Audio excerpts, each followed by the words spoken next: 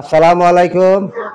YouTube channel ও Facebook page থেকে আমি আব্দুল মতিন, পাবনা সাতমোহর সরপাড়া বটতলা থেকে আপনাদেরকে শুভেচ্ছা ও আন্তরিক ভালোবাসা জানাচ্ছি।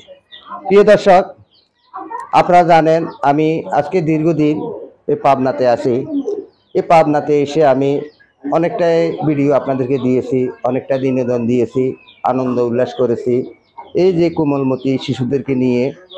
তাই আমি সকলের থেকে এখন চলে যাওয়ার পথে আছি। আসলে অনেকের কাছে মন খারাপ হয়ে গেছে যে আমাকে নিয়ে তারা আনন্দ উল্লাস করছে। এই যে আমার পাশে দেখতেছেন, আমি আপনাদেরকে পাট শিল্প দিয়েও অনেকটা ভিডিও দিয়েছি, কিংবা চলন বিলের কিছু ভিডিও দিয়েছি। তাই আমি পাবনা, নাটোর, উত্তরবঙ্গে যারা আছেন কন্টেন্ট ক্রিয়েটার, যারা আমার এই ভিডিওগুলো দেখেন, আপনাদের সকলের কাছে দোয়া চাইছি। তাই আমি এই যে এখানে এতদিন ধরে ওদেরকে নিয়ে আনন্দ উদ্যাপনা করলাম। তো আপনাদের কাছে কেমন লাগছিল? আমাদের কাছে ভালো লেগেছিল। ভালো লাগছিল। তো এখন আমি তো ধরেন একদিন পরে আমি চলে যাব এখান থেকে, তখন আপনাদের কাছে কি খারাপ লাগবে না? জি, আপনাদের কাছে খারাপ লাগবে না? তো ইনশাল্লাহ আল্লাহর রহমতে আমি আবার সামনে ভবিষ্যতে আসার জন্য চেষ্টা করব। তো আপনারা সব সময় একটা জিনিস খেয়াল রাখবেন যে যে স্কুলের ছাত্র ছাত্রী যারা আছে তাদেরকে আপনারা সবসময় একটা বিনোদন, একটা আনন্দ উল্লাসে দিবে রাখার জন্য চেষ্টা করবেন। কিংবা আপনি তো বড় হয়েছেন, আরও ছোট ছোট যারা আছে এদেরকে মায়া মহব্বত এবং কি আদরের স্নেহ দিয়ে তাদেরকে বড় করতে হইব। প্রিয় দর্শক, আপনারা জানেন এই কোমলমতি শিশুদেরকে আপনারা কখনো সাইড দেওয়ালের ভিতরে বন্দি করে রাখবেন না। তাদেরকে কিছু আনন্দ উল্লাস করার জন্য সুযোগ সুবিধা দিবেন, তারা যেন আনন্দ উল্লাস করতে পারে। কারণ আনন্দ উল্লাস করা, বিনোদন দেওয়া তাদের মেধা বিকাশ বৃদ্ধি পায় এবং কি তাদের এই জ্ঞান বুদ্ধি আসে। কারণ আপনি যদি সাইড দেওয়ালের ভিতরে বাচ্চাদেরকে বন্দি করে রাখেন, তাহলে তারা অনেকটাই কিন্তু এই জ্ঞান হারা হয়ে যাবে, মেধাহীন হয়ে যাবে, তাই নাকি? জি। হ্যাঁ। তাহলে আপনি কোন ক্লাসে পড়েন? ক্লাস 2 তে পড়ি। হ্যাঁ, ক্লাস 2 তে পড়ি। ক্লাস টুতে। ক্লাস টুতে আপনার বয়স কতটুকু হয়েছে? বয়স না 10 বছর। 10 বছর। আমার এই আঙ্কেলের বয়স 10 বছর। মোহাম্মদ লিখন। লিখনের জন্য আপনারা দোয়া করবেন, কারণ এই লিখনকে নিয়ে আমি অনেকটা ভিডিও আপনাদেরকে তৈরি করে দিছি।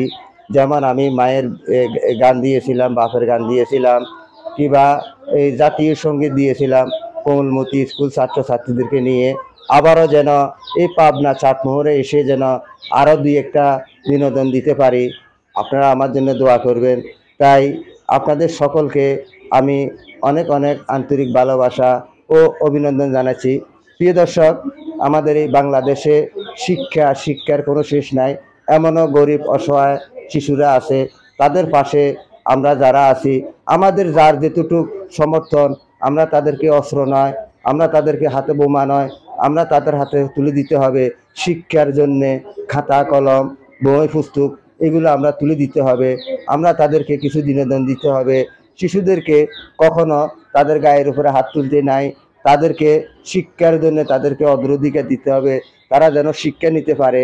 শিক্ষা আমাদের জাতির মেরুদণ্ড। তাই আমাদেরকে শিক্ষা নিতে হবে এবং কি শিক্ষার পাশাপাশি আমাদেরকে কিছু কৃষিকাজ করতে হবে। এই যে এখানে দেখেন পাট, তারপরে বিভিন্ন রকমের কৃষি, এগুলা নিয়ে আমরা যেন থাকতে পারি। আমরা রসুনের চাষ করব, আমরা মুরগির একটা খামার করব, আমরা যে কোনো একটা কাজে কর্মে থাকতে হবে।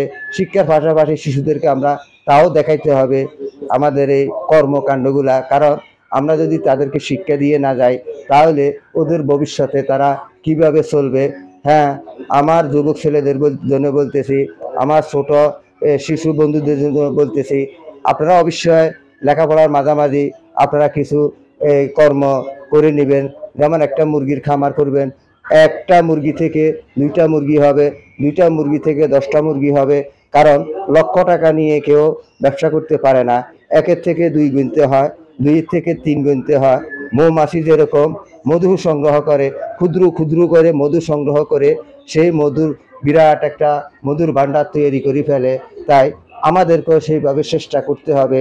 আমি যেখানে পা পিছলে পড়বো সেখান থেকে আমাকে উঠতে হবে, তাই নাকি? জি। যেখানে আমি পা পিছলে পড়বো সেখান থেকে আমাকে উঠতে হবে। তাহলে আমি আমার বাবার আশা করি থাকলেও হবে না, আমার ভাইয়ের আশা করি থাকলেও হবে না, আমার বন্ধু বান্ধবের আশা করি থাকলেও হবে না, আমার নিজের থেকে নিজেকে দাঁড়িয়ে উঠতে হবে। তাহলে আমরা ভবিষ্যতে কি করব? লেখাপড়ার ফাঁকাফাঁকি করবো। কর্ম করব।